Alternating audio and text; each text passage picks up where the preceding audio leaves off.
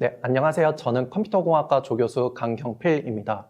11주차 인공지능에 의해 강의 진행하도록 하겠습니다. 이전 강의에서도 인공신경망과 기계학습 그리고 인공지능을 배우면서 딥러닝에 대해서 다들 많이 배웠을 텐데요. 이 강의뿐만 아니라 주변에서 딥러닝이라는 단어에 대해 많이 들어봤으리라 생각이 듭니다. 특히 알파고, 챗GPT 등의 등장으로 딥러닝이 매우 많이 떠오르고 있는데 요새 AI가 핫한 분야 중 하나로 그중 AI에는 딥러닝이 필수 요소라고 볼 수가 있습니다. 이번 강의에서는 AI를 배우거나 활용할 때 필수로 알아야 하는 딥러닝의 개념과 원리에 대해서 알아보도록 하겠습니다. 그래서 오늘 강의의 학습 목표는 딥러닝의 정의에 대해서 이해하고 딥러닝을 구성하는 기본적인 요소들과 그 원리에 대해서 이해하고 마지막으로 간단한 딥러닝의 학습 데모를 통해 딥러닝 모델의 구조를 간단히 변경을 해보면서 학습 원리에 대해서 알아보려고 합니다. 인공지능과 기계학습 그리고 딥러닝은 다음과 같은 관계로 볼 수가 있습니다. 요새 인공지능이라는 말이 굉장히 두루 쓰이고 있는데 그만큼 광범위한 의미를 담고 있습니다. 인공지능의 정의 자체는 사람처럼 배우고 추론하는 능력을 갖춘 프로그램이라고 볼 수가 있지만 사람의 지식을 기반으로 룰을 만들어서 해당 룰대로 프로그램을 동작하게 하는 것도 일종의 인공지능이라고 볼 수가 있습니다. 그래서 요새 주변에 있는 인공지능 스피커, 그리고 인공지능 냉장고, 인공지능 세탁기 이런 것들도 사람이 직접 어떨 때는 어떻게 동작하라 이렇게 룰을 정의해서 행동하도록 한 프로그램이라고 볼 수가 있기 때문에 이런 것도 일종의 인공지능이라고 볼 수가 있습니다. 하지만 사람이 수많은 경우의 수에 대해서 일일이 수많은 룰을 정의하는 것은 매우 어렵기 때문에 수많은 데이터에 대해서 머신러닝 알고리즘을 통해서 그 머신러닝 알고리즘을 통해 컴퓨터가 스스로 패턴을 배우도록 하고 새로운 경우 또는 데이터에 대해서 컴퓨터가 기존 학습된 패턴을 기반으로 해가지고 스스로 판단을 내리도록 합니다. 머신러닝 기법에는 여러 가지 방법이 있는데 그중 인공신경망, 특히 인공신경망을 깊게 쌓은 구조를 활용하는 것이 딥러닝이라고 볼 수가 있습니다. 즉 인공지능 범위 안에는 이렇게 머신러닝이 있고 그 머신러닝 안에 인공신경망을 깊게 쌓은 구조를 사용을 하는 이런 딥러닝 구조가 있다고 볼 수가 있습니다.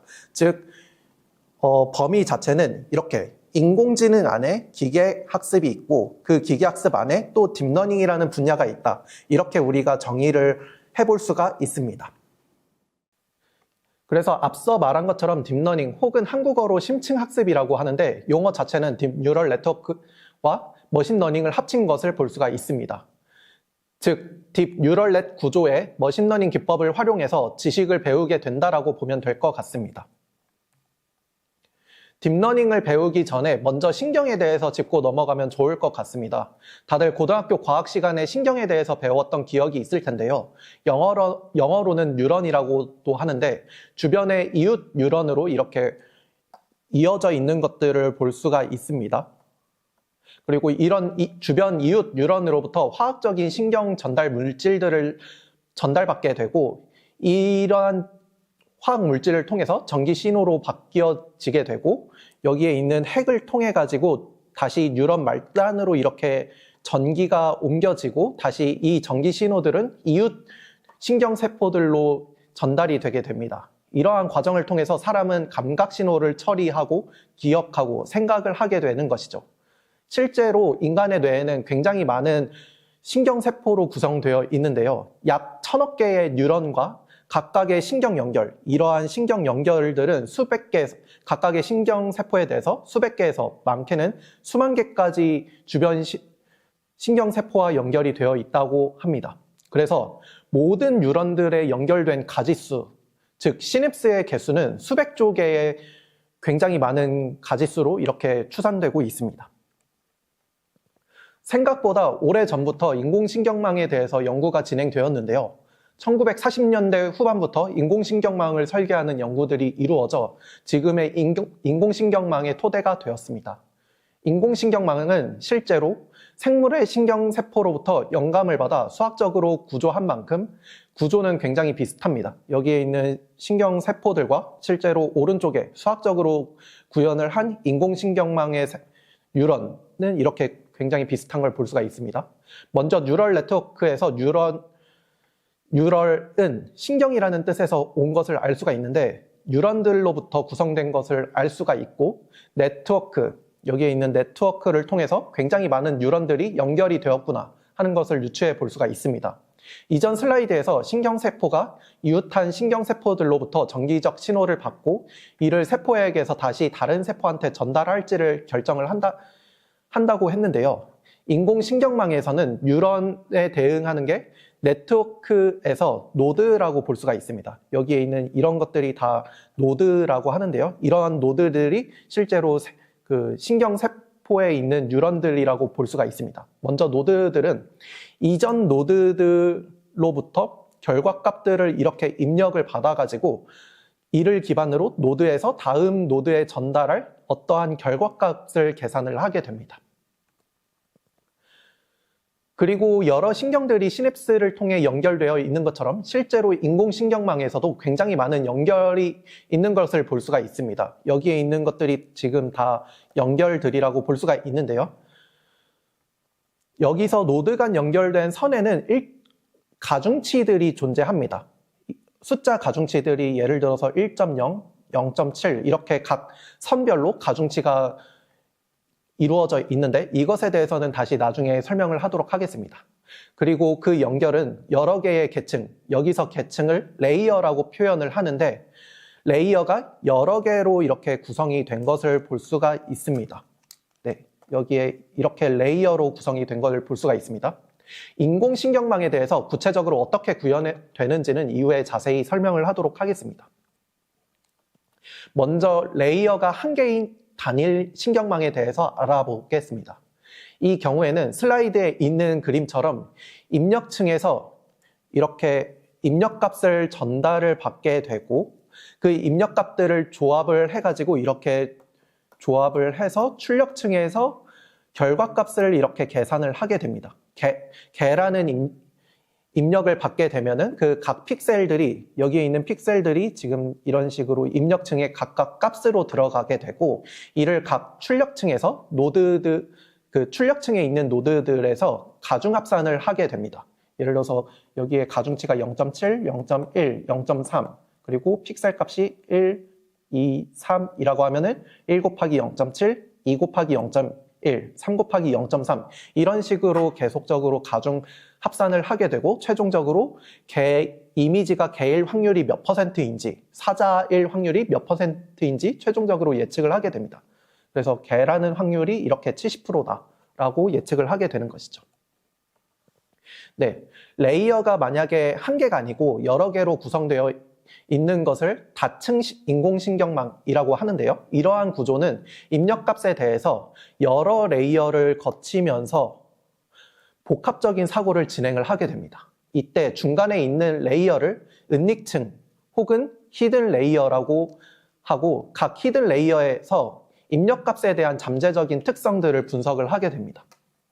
초기 레이어에서는 다소 간단한 특성들을 분석해 나가게 되고 레이어를 거치면서 점차적으로 복잡한 특성들을 분석을 하거나 복합적인 사고 과정을 할 수 있게 됩니다. 예를 들어 입력층의 바로 오른쪽 여기에 있는 첫 번째 레이어 같은 경우에는 직선이 어떻게 구성이 되어 있는지 원이 어떻게 있는지 없는지 이런 것들을 판단을 하게 되고 그 다음 레이어 여기에 있는 레이어에 대해서는 이전에 있던 레이어들의 그 정보들을 받아가지고 다시 좀 더 복잡한 사고, 예를 들어서 털이 있는지 없는지, 눈이 있는지 없는지 여부 등을 판단을 하게 됩니다. 또 그 다음 레이어에서는 다시 이전 레이어에 있는 것들을 이전 레이어에서 조합을 한 특징들을 기반으로 털이 부드러운지 혹은 표정은 어떤지, 얼굴은 공격적인지 아닌지 이런 것들을 좀 복잡한 특성들을 살펴보게 됩니다. 이를 통해서 마지막 레이어에서는 직전 히든 레이어에서 분석한 특성들을 바탕으로 개의 특성이 96%이다 이렇게 판단을 하게 됩니다. 물론 이것은 예시로서 실제 딥러닝은 사람이 이해하기 어려운 특성들을 분석할 수도 있습니다. 이처럼 인공신경망은 주어진 입력에 대해서 적절한 값을 출력을 시킬 수 있도록 학습을 하게 됩니다. 네, 동영상을 간단하게 살펴보면은 이런 식으로 입력 이미지를 이렇게 입력받아서 결과를 처리를 하는 것을 볼 수가 있는데요. 여기 슬라이드에 있는 동영상 예시는 엠리스트라고 해가지고 0부터 9까지의 숫자들을 사람이 직접 필기한 이미지들로 이루어진 데이터셋이라고 볼 수가 있는데, 여기 이미지는 뭐 예를 들어서 지금 1이라는 숫자 혹은 7이라는 숫자에 대응을 하는 이렇게 사진이라고 볼 수가 있습니다. 그래서 이 이미지 같은 경우에는 가로, 세로 28개의 픽셀로 이루어져 있습니다. 그래서 28 곱하기 28 해서 784차원의 특성으로 이렇게 이루어져 있는 것을 볼 수가 있습니다. 인공신경망은 이러한 인풋 값을 입력을 받아가지고 최종적으로 이미지가 예를 들어서 7이다 하면은 이렇게 7 이렇게 예측을 하게 됩니다. 딥러닝을 사용을 하는 가장 큰 이유 중 하나로는 기존의 기계학습과는 다르게 인공신경망은 데이터들을 학습을 하면서 데이터 내에 유의미한 특징들을 자동으로 추출을 할 수 있는 장점이 있다는 것입니다. 그림에 있는 예시처럼 기존에 있는 기계학습 방법들은 사람의 이미지에 대해서 얼굴의 둥근 정도는 얼마인지, 그리고 미간의 길이는 어느 정도이고 턱뼈 크기는 어느 정도인지, 이런 특징들을 직접 사람이 정제를 하고 분석을 하면서 그 특성들을 추출을 하게 됩니다. 그것을 기반으로 기계학습 모델에 넣어가지고 기계학습 모델이 그 특성을 기반으로 예측을 하게 됩니다. 반면에 딥러닝 같은 경우에는 이미지 자체를 픽셀 단위로 넣으면서 딥러닝이 레이어를 거치면서 데이터의 특성을 분석을 해주기 때문에 사람이 직접 특성을 추출을 하는 그런 수고를 없앨 수 있습니다. 이처럼 데이터의 특성을 피처라고도 하고, 이것을 잘 표현을 하는 것을 피처 레프레젠테이션, 여기서 레프레젠테이션이라는 단어가 표현하다라는 뜻을 담고 있습니다. 딥러닝의 경우에는 앞서 말한 것처럼 여기서 동영상을 보면은 이렇게 초기 레이어에서는 다소 기초적인 특징들, 예를 들어서 직선이 어떻게 구성되어 있는지를 분석을 하게 되고, 그 다음 레이어에서는 이렇게 직선들을 결합을 해가지고 동그라미 혹은 직선들을 또 연결을 해서 좀 더 직선이 아닌 곡선 같은 것들, 이런 좀 더 복잡한 분석들을 조합해서 분석을 하게 됩니다. 그렇게 고차원적인 레벨에서 특성들을 분석을 하고 점점 이렇게 표현을 해 나가게 되고, 마지막 레이어에서는 최종적으로 분석한 특성들을 기반으로 해가지고 최종적으로 이렇게 구라는 이미지에 대해서는 구라고 이렇게 예측을 하게 됩니다. 이처럼 딥러닝은 여러 레이어로 구성이 되어 있습니다. 딥러닝의 깊이가 깊을수록 고차원적인 특성을 분석을 하고 좀 더 복합적인 추론이 가능한데, 그렇기 때문에 딥러닝은 많은 레이어로 구성되어 있습니다. 슬라이드에 있는 모델들은 대부분 이렇게 10년 전에 있는 모델들인데도 불구하고 수십 개의 레이어로 구성이 된 것을 볼 수가 있습니다. 또한 최신 딥러닝 모델들은 최소 수십 개에서 수천 개의 레이어로 구성이 되어 있는 것을 볼 수가 있습니다. 최근 들어 딥러닝이 굉장히 떠오르고 있고 핫한 분야인데, 그렇다면 인공신경망은 최근 만들어진 새로운 것일까요? 그건 아닙니다. 그림에 있는 것처럼 인공신경망 자체는 1940년도에부터 연구가 오랫동안 진행되어 온 것을 알 수가 있습니다. 인공뉴런이라는 뜻의 펄셉트론 같은 경우에도 1957년에 처음 제안이 되었고, 여러 레이어로 구성된 멀티레이어 펄셉트론과 이를 학습을 하기 위한 알고리즘인 백프로포게이션 같은 경우에는 이렇게 1986년도에 제안된 것을 볼 수가 있죠. 그리고 2000년대에 들어서 딥러닝이라는 용어와 범용적으로 사용을 할 수 있도록 굉장히 방대한 데이터를 가지고 학습하는 프리트레이닝이라는 개념도 2000년대 들어서야 이렇게 도입이 된 것을 볼 수가 있습니다. 특히 여기서 제프리 힌튼이라는 교수님이 딥러닝을 학습할 수 있는 알고리즘인 백프로포게이션이라는 것을 발명을 했습니다. 이를 통해 딥러닝이 학습이 가능할 수 있었고 지금의 AI 부흥기를 이끌었습니다. 이 공로로 2024년 노벨 물리학상을 수상하게 되었습니다. 다른 상도 아니고 노벨 물리학상을 받은 것에 다소 의아할 수가 있는데요. 그만큼 딥러닝이 단순히 컴퓨터학뿐만 아니라 물리학을 포함한 매우 다양한 분야에서도 활용되고 혁신을 불러일으키고 있는 것을 볼 수가 있습니다. 또한 딥러닝과 관련해서 부흥을 일으킨 몇 가지 사건들이 있습니다. 첫 번째로 딥러닝을 활용한 모델이 2012년도에 이렇게 이미지넷 챌린지라는 대회에서 우승을 한 사건이 있습니다. 슬라이드에 있는 그림은 여기에 있는 탑5 에러라고 모델이 예측한 상위 5개 클래스 중에서 실제 이미지에 대응하는 클래스가 있는지 없는지를 평가를 하는 방식입니다. 예를 들어서 모델이 강아지, 고양이,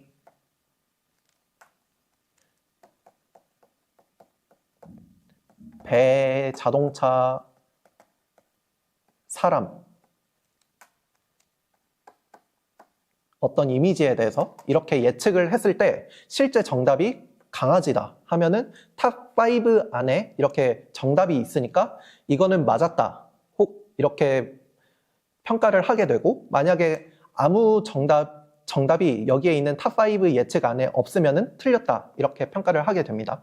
그래서 이렇게 탑5 에러를 평가를 했을 때 기존의 전통적인 머신러닝 기법들은 잘 해야 1%에서 3% 정도의 성능 향상을 보인 것을 볼 수가 있습니다.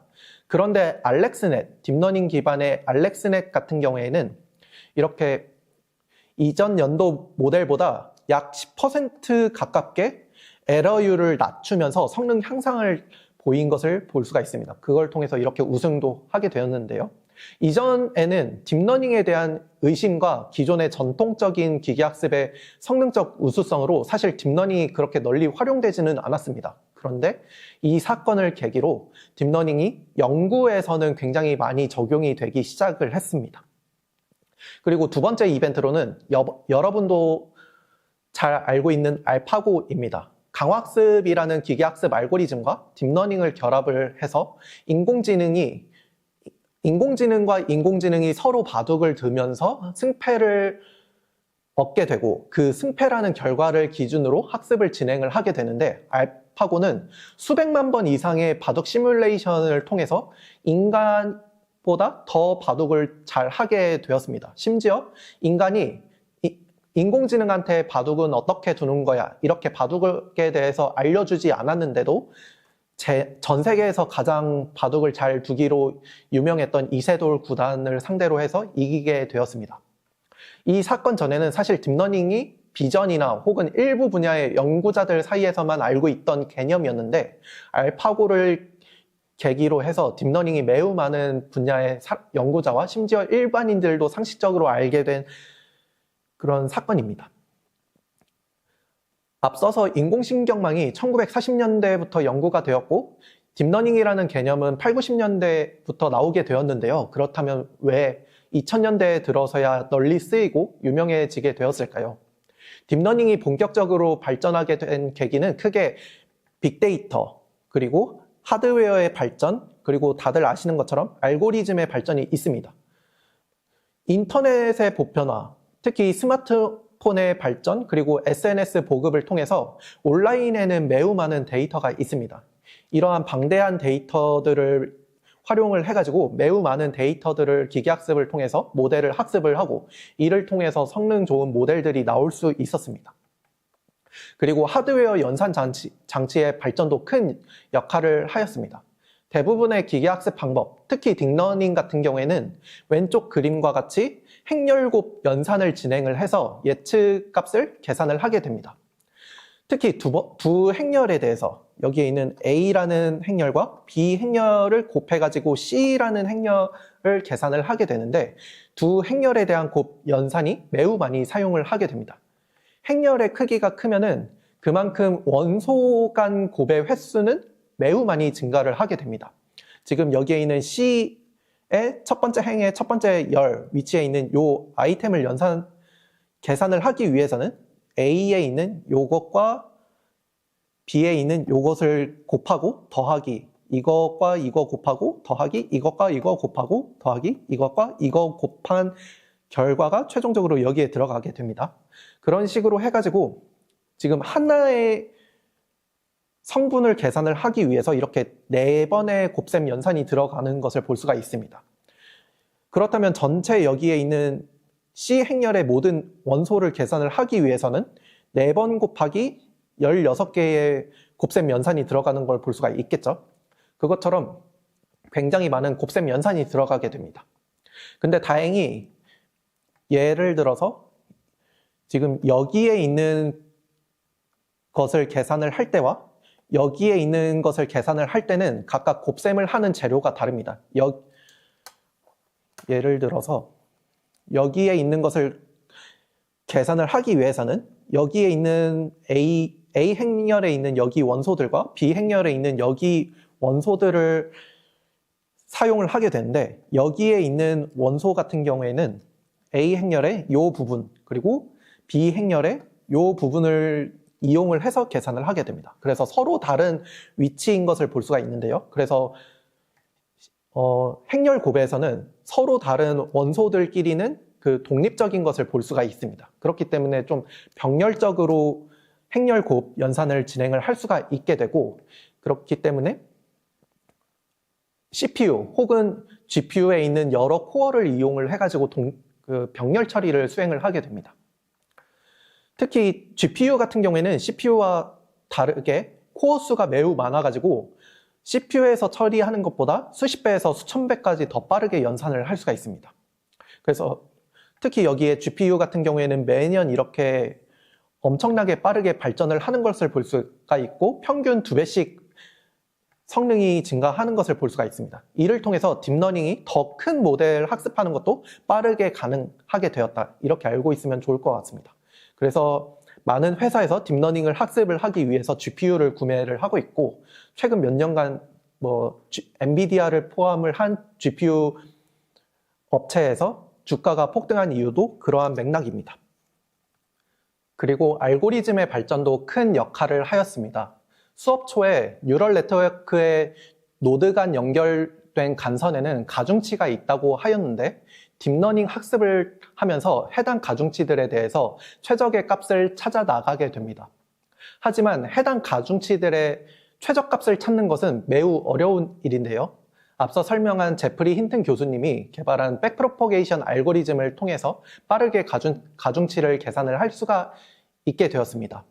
뿐만 아니라 경사도 하강, 영어로는 그레디언트 디센트라고 하는데, 이러한 최적화 알고리즘이 딥러닝 모델을 빠르고 더 성능 좋게 학습할 수 있는 그러한 방법들을 제시를 했습니다. 이러한 알고리즘은 지금도 계속해서 제한되고 있고, 개선된 알고리즘들이 계속해서 나오고 있습니다. 앞에서 빅데이터를 통해 매우 많은 데이터를 학습할 수 있게 되었다고 언급했는데요. 딥러닝의 특성 중에는 모델의 크기가 커질수록, 그리고 학습 데이터의 양이 많을수록 성능이 증가한다는 사실이 밝혀졌습니다. 지금 여기에 있는 그래프들을 보면은 토탈 에러, 그러니까 모델이 틀린 정도를 의미를 하는데, 이런 에러가 낮아질수록 모델의 성능이 좋다, 이렇게 볼 수가 있습니다. 지금 여기에 있는 토큰 수가 학습한 데이터의 양이라고 보면 되는데요. 이것처럼 지금 파란색, 그러니까 300빌리언 토큰스, 그것을 가지고 학습을 한 것보다 주황색 700빌리언 토큰스를 가지고 학습한 게 더 에러율이 이렇게 낮은 것을 볼 수가 있습니다. 그리고 마찬가지로 모델 사이즈가 더 커지면 커질수록 성능이 좋은데요. 여기에 있는 예를 들어서 친칠라라는 모델이 있습니다. 그것에 대해서 친칠라 모델보다 사이즈를 더 10배 키운 10배 친칠라 모델, 빨간색이 있는데, 그것보다 10,000배 키운 친칠라 크기의 모델, 분홍색 모델이 더 이렇게 성능 좋은 것을 볼 수가 있습니다. 이것을 통해서 더 많은 데이터를 학습을 할수록, 그리고 더 모델 사이즈를 키울수록 모델의 성능이 이렇게 증가를 한다, 이렇게 볼 수가 있습니다. 그렇다면 딥러닝은 앞으로도 계속 발전하고 지속이 될까요? 물론 앞으로 새로운 모델 혹은 알고리즘이 제안이 되어서 기존 딥러닝 모델보다 훨씬 더 높은 성능을 내는 AI가 등장할 수도 있습니다. 하지만 딥러닝이 갖고 있는 주요 특성들은 대부분 유지될 것으로 보입니다. 그 특성으로는 단순성, 확장성, 다용성 및 재사용성, 그리고 개방성이 있는데요. 먼저 단순성은 아까 말한 것처럼 사람이 수고를 들여서 직접 데이터의 특징을 추출할 필요 없이 모델이 알아서 이렇게 특징들을 추출을 하는 그런 특징이 있습니다. 그리고 확장성으로는 그 모델이 크기가 크면은 학습하는 게 굉장히 오래 걸리는데 그런 것들을 다량의 GPU 혹은 GPU가 아니더라도 TPU라든지 NPU 같은 여러 디바이스를 통해 가지고 병렬 처리를 할 수 있는 그런 확장성이 있습니다. 그리고 다용성 및 재사용성 같은 경우에는 모델이 단일 태스크만 담당을 하는 것이 아니라 매우 다양한 문제들을 해결을 할 수 있는 그런 다재다능한 역할들이 있습니다. 특히 매우 많은 데이터들을 가지고 학습을 한 딥러닝 모델 같은 경우에는 여러 문제들을 같이 학습을 할 수가 있는데 그것처럼 매번 학습을 하는 것이 아니라 만약에 필요한 경우에는 그 필요한 데이터만 가지고 다시 추가 학습을 하는 식으로 그렇게 확장을 해 나갈 수가 있습니다. 마지막으로 개방성 같은 경우에는 딥러닝 자체보다는 딥러닝 커뮤니티의 특성으로 볼 수도 있습니다. 딥러닝 분야는 매우 열린 커뮤니티를 갖고 있습니다. 여기 그 딥러닝 연구자 혹은 회사들은 연구한 것들을 모두 논문으로 공유하고 그리고 학습한 모델들과 라이브러리들을 모두 오픈소스로 공유를 하는 그런 환경이 정립이 되어 있습니다. 이를 통해 딥러닝 분야는 매우 빠르게 발전하고 있습니다.